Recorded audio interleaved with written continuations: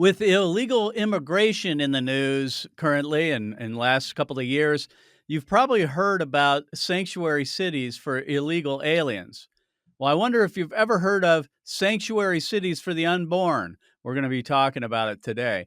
Also, I'm going to respond to the tragic death of Amber Thurman, who died in Georgia, and the pro abortion industry is saying she died because of the abortion ban in that state. So stick around.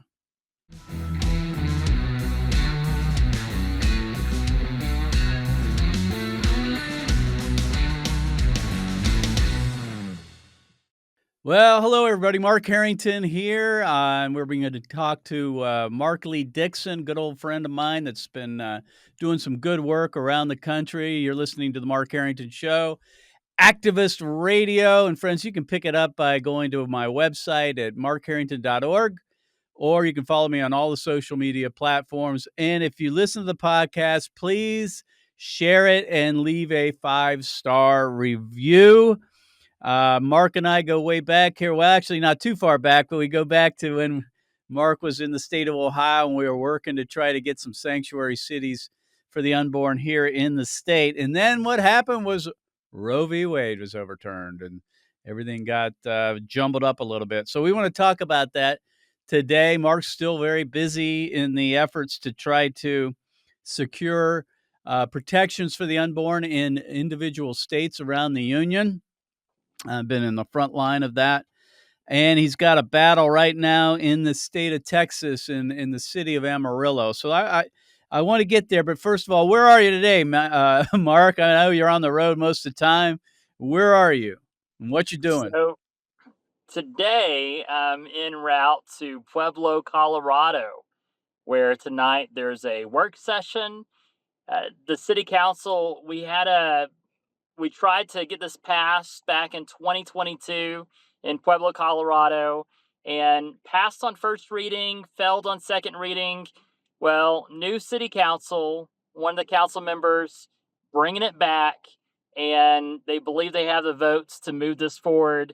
They are ticked off that Colorado is going the direction that it's going. As if it couldn't get any worse, they're wanting to make it worse. And Yeah, this councilwoman wants to do something. So let me ask you now. Colorado is one of those also that has a abortion ballot measure, right, in November. Absolutely. So they're trying to expand abortion up to the very moment of birth in that state, right? Well, what they want to do is they want to say a right to abortion, and then they also want it to be able to be paid for by taxpayers. And that's something that people just don't want to go for. Gotcha. So, friends, I'm sure you've been following Mark. If you follow us here at Created Equal, we talk about his work. And you can find out more by going to his website at markleedickson.com or sanctuarycitiesfortheunborn.com. And we'll have it in the show notes after the program. Mark, you've had you've had a lot of success here. You've got over 60 political subdivisions throughout the state of Texas alone that have passed these sanctuary cities for the unborn ordinances where children are protected in that state. I did want to talk about, and then I do want to get to Amarillo. I do want to talk about what changed, if anything, with the overturning of Roe versus Wade. Now, from just a layman's perspective, people would think, well, if Roe was overturned, that means it's out of the hands of the federal government for the most part, although there still is a role there, and I differ with our current nominee for the presidency of the United States for the Republican Party. That's Donald Trump, that says there's no role for the federal government. Completely disagree with that, but people do understand it went back to the states and the people, I guess. So how did it affect you in the work of trying to bring protections to the unborn to individual cities, if anything? It made my life so much more busy. I'm busier now than I've ever been. There's so much work to be done, even in Texas, because what we have is abortion trafficking. We have people being taken to Albuquerque, New Mexico, and Pueblo, Colorado, and Wichita, Kansas, unlike we've ever seen before. One abortion facility in Pueblo, Colorado, reported that 47% of their clients are Texas residents.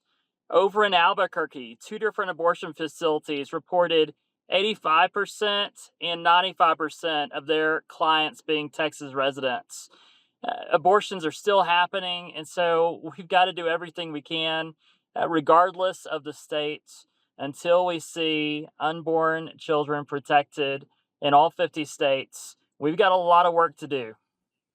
So let's get to that then. In Texas, abortion is outlawed, and correct me if I'm wrong, from the moment of conception. And one of the few states that it is, a good red state there. There is no threat, at least for now, that they're going to ever put a constitutional amendment on. I don't even know if they have that process available to them there in Texas.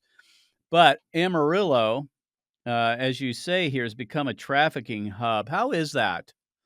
I mean, what do you mean by abortion trafficking? I've seen the billboards that you guys have put up. How is that possible in a state where abortion's illegal? Well, the laws of Texas stop at the border. And so the only way that we can really go after those, with the laws that we have in Texas right now, uh, those who violate the law, the only way we can go after the abortionist is if they're a licensed Texas physician in New Mexico that has given the abortion pill to a pregnant mother and she ingests the second pill in Texas. Then we could go after the abortionist. But unless it's that very narrow scenario, we can't go after them. And so what we need is we need this private enforcement mechanism and these local ordinances that allow um, us to go after, you know, organizations like Aid Access, Mayday Health, that if they send the abortion pill into our cities, and be able to go after these abortion traffickers with groups like Jane's Due Process that are involved in taking people across state lines. We want to do everything that we can to protect life, and we just got to close these loopholes. Even in Yeah. Texas, there's work to be done. Yeah, so Amarillo, if I followed this correctly, is you went through the traditional process of getting the city council to approve a sanctuary cities for the unborn ordinance. Did that happen? Did they vote in favor of doing that? And then something. What is the backstory here to where we are today? Well, the short version is that we looked at Amarillo and we realized we didn't have the votes in city council. So people got elected that ran on the platform that they wanted to make Amarillo a sanctuary city for the unborn. And then when it came to the vote, uh, they were found to have lied to their constituents. They didn't stay true to their word. They didn't vote for life. Uh, Instead, we only had one council member that actually stood for life. And so we ended up having to go through this process of collecting uh, the necessary number of signatures. We collected over 10,000 signatures, 10,400 signatures to be accurate, uh, 6,400 of which were verified as residents of Amarillo. And that forced the issue to now what has become uh, a measure on the ballot November 5th. And so it is going to be an all out battle. And here's why it's a battle.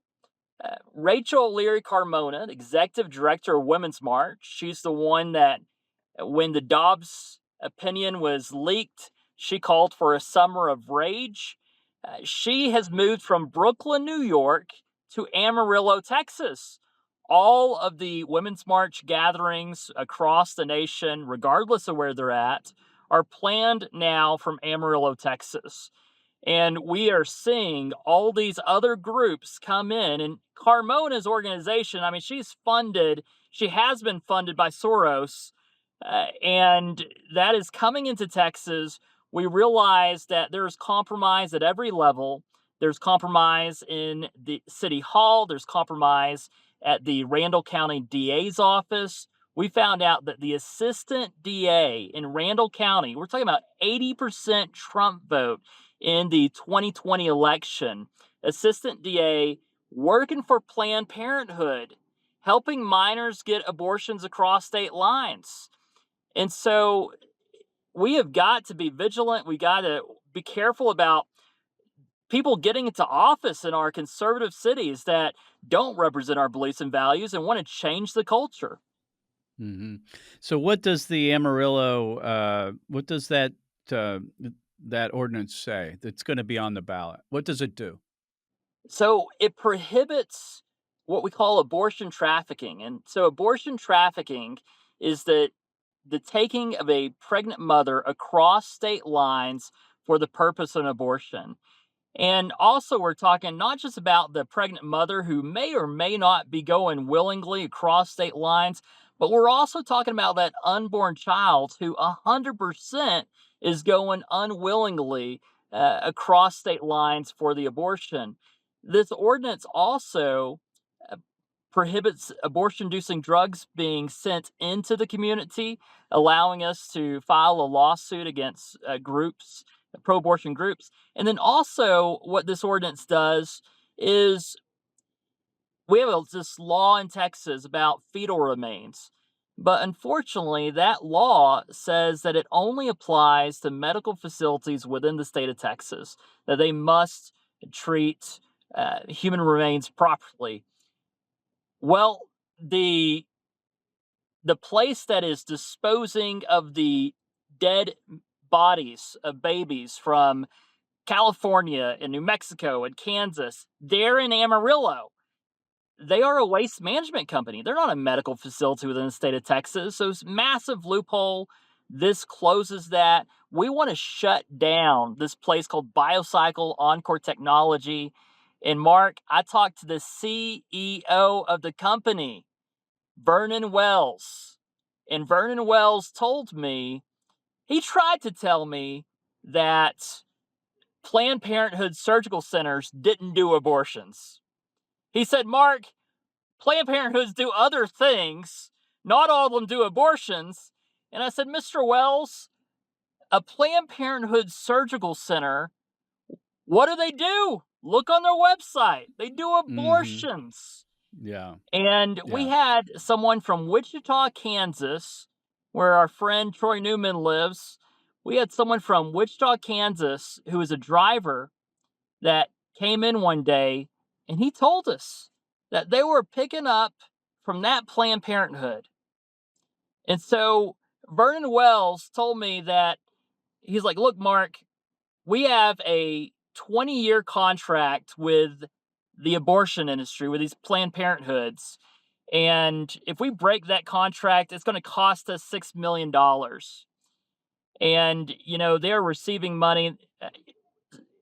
As far as away as California, San Juan, California, $166,000 given to Encore Technology Biocycle.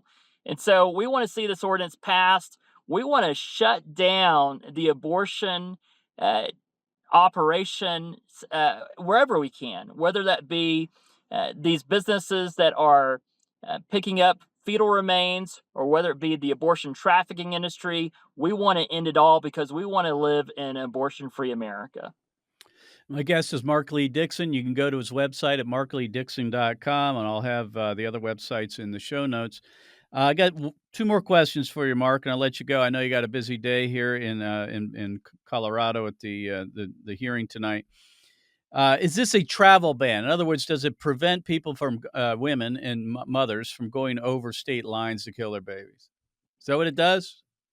Well, I don't like the term travel ban because we don't call prohibitions on sex trafficking or drug trafficking, we don't call those travel bans. This is a ban on abortion trafficking. And I think we've got to take back the culture. We can't let them determine the narrative on this. That this is wicked. We're talking about killing children across state lines. And Mark, I know me and you are on the same page on this, that state borders do not determine worth and value. Uh, Babies' lives don't automatically change in their worth and value when they cross over into New Mexico or Kansas or Colorado. In the eyes of the Lord, human beings are of the equal worth and value, regardless of what side of the border they're on.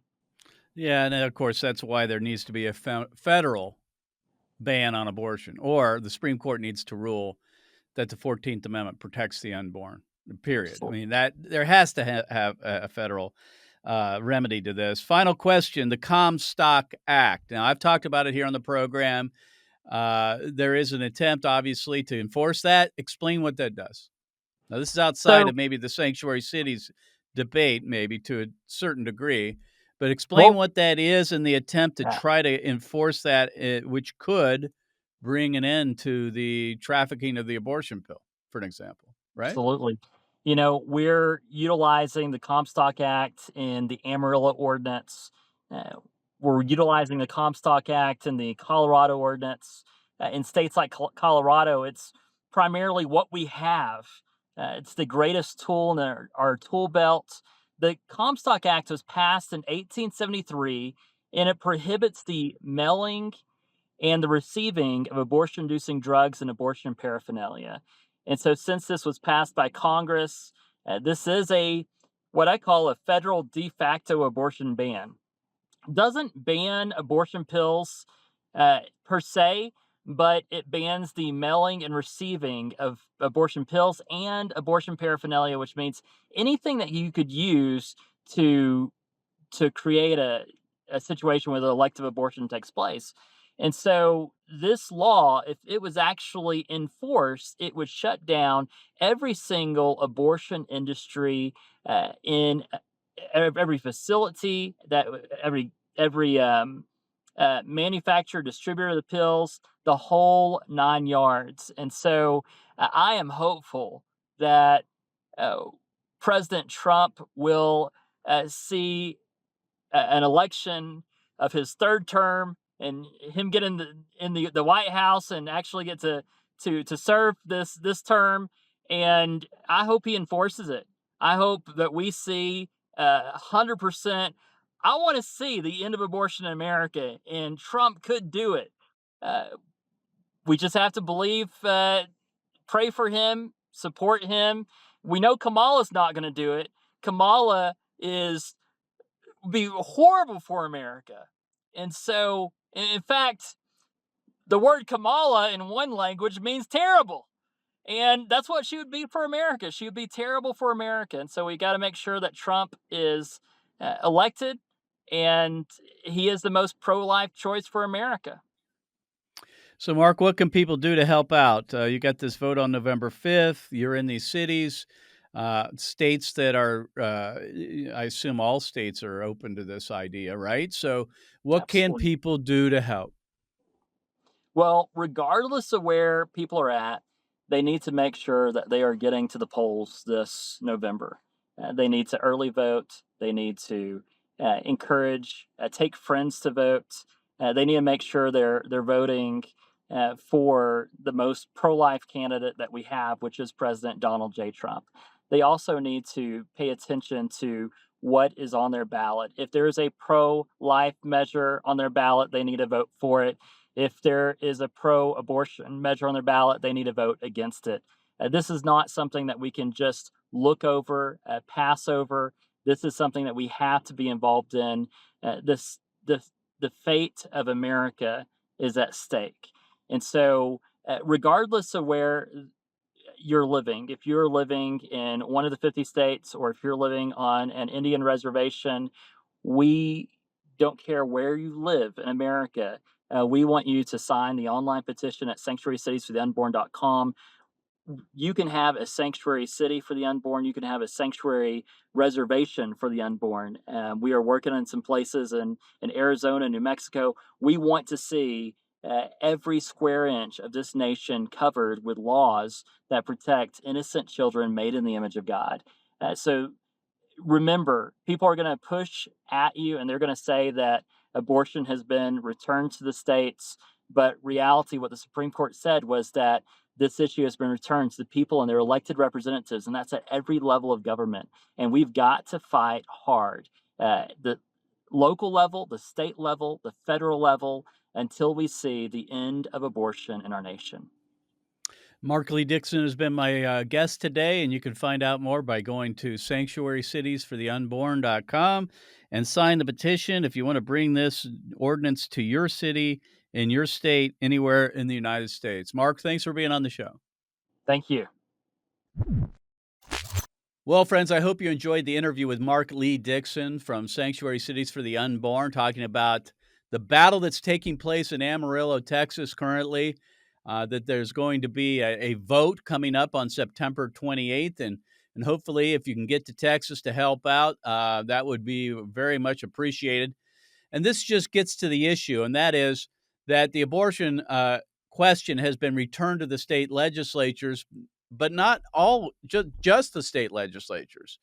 The cities and towns and counties actually have a say, and that's why Sanctuary Cities for the Unborn is still a very important project, and hopefully you can get plugged in there with Mark Lee Dickson. But I also wanted to talk about this breaking news that came out like a day or two ago, and that is the story coming out from ProPublica, which is a left-wing media rag, but they basically are talking about the death of this young woman, a 28-year-old Amber Thurman, who was killed, supposedly, they say, because of the abortion laws in Georgia. Now, of course, this article is full of all kinds of lies, and so I'm going to take a minute and kind of clear up the confusion regarding this young woman's death. First of all, she was pregnant, and this is back in August of 2022. So if you recall, Roe v. Wade was overturned. The Dobbs decision was handed down in June of 2022. Georgia passed a heartbeat law, which bans abortion at a detectable heartbeat. That means that women in Georgia cannot get an abortion prior to a detectable heartbeat. So Amber Thurman was pregnant with twins, apparently. And instead of being able to have an abortion in Georgia, she traveled across state lines and took the abortion pill. Now, here's the chronology. So June 2022, Roe was overturned. On August 16th, she went to North Carolina. She took the first drug, which is mifepristone. What that does is starves the baby. She was given the second drug. She took that the next day as she went back to Georgia on August 17, and that's misoprostol, which expels the baby. It induces labor. Unfortunately, the babies, they died, but they were not expelled as part of the abortion. Normally that happens. They abort into a toilet, typically in their own apartment or home. That didn't happen. So she began to have bleeding because it was an incomplete abortion. And she went to the hospital, went to the emergency room, was admitted, and apparently she also had an infection or sepsis, and that took place on August 18. So she immediately went to the hospital. She had an infection. And normally, what would happen if the doctors were on top of things is they would perform a D&C immediately, an emergency D&C, dilation and curettage. Now, people say, well, you can't do that in Georgia. Well, yes, you can. You can only, the D&C procedure cannot be used to kill a live child. And that's why that procedure was not used or couldn't be used. And that's why she went to North Carolina. But because of the emergency that she was encountering, the incomplete abortion, the law in Georgia allows for D&Cs in the case of an incomplete abortion or for miscarriage. But they didn't do it. And she began to have worsening conditions. And then she was admitted into the hospital, not just from the ER. And on August 22, she was taken to the emergency room. Again, she had not had an emergency D&C, and she began to experience organ failure, and she died on August 22nd. So the abortion people, they want to make this all about that Georgia has a heartbeat law and they've banned abortion and women are going to die because they can't get health care. Nothing can be further from the truth. This woman had to travel across state lines. That is true because abortion is illegal, at least to a detectable heartbeat in Georgia. That is true. That's the current scenario. But she could get the abortion. She did. She returned back to Georgia. And because of the complications of the abortion pill, let's get this right. Because the abortion pill is unsafe, her twins died but were not expelled. And she was, the babies were inside of her dead, and she had an infection, and that led to sepsis, which led to organ failure, which led to her death. This is not an issue of, that the laws in Georgia killed her. This is about the abortion pill and how it's not safe for women, and how medical practitioners here, in the case of this situation, this is malpractice. Christina Francis, and if you would pop this up, this is a story on lifenews.com. Christina Francis is a good friend of Created Equal. She's an OBGYN, and she is very involved in the pro-life movement. And she basically outlines what should have been done in this article. And she talks about how immediately this young woman should have had a D&C, which are legal even to this day in the state of Georgia for emergencies in the case of an incomplete abortion or for miscarriage care. And she outlines that in this article, and I'll have this in the show notes after the program. So if this woman would have got proper treatment in Georgia, she'd be alive today. Now, the babies are dead. Nobody talks about them, right? I mean, that's what really happened here. Those children are dead because the abortion pill. Nobody talks about the abortions. They just talk about this young woman who died. Now, just to wrap this up, this story is going to be on almost every TV ad in every state where they have a constitutional amendment on the ballot coming up in September or in November. You can bet on it. They're going to take this and use this and lie about it and say, this is what will happen if you do not vote yes on the whatever amendment is, whether it's in Florida or Nevada, or Colorado, Missouri, or what have you. This is what's going to happen in our state. Women will not be able to get abortion care, and then doctors will be afraid to perform D&Cs when there's an incomplete abortion or miscarriage. They are going to fearmonger like crazy. Just mark my words, this is going to make it into ads in these states.